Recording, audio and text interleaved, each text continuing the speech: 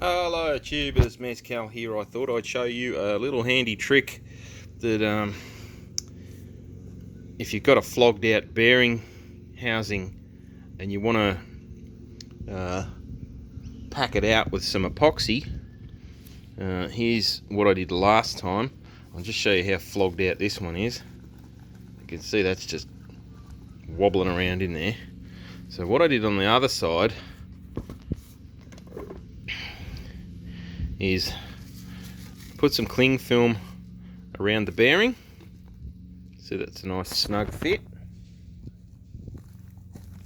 and then mixed up a 2-part metal type epoxy and smushed it into the area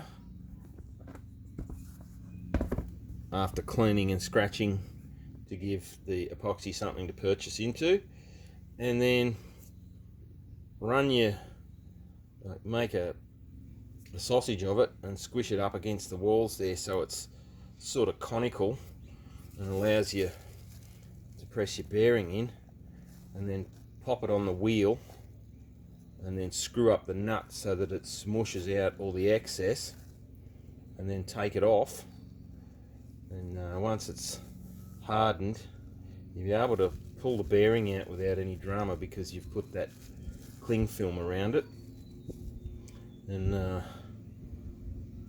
you'll probably have to clean up in here because sometimes it'll smush back down that way. So yeah, top little trick for fixing things up. And from that point forward, you don't turn corners very fast.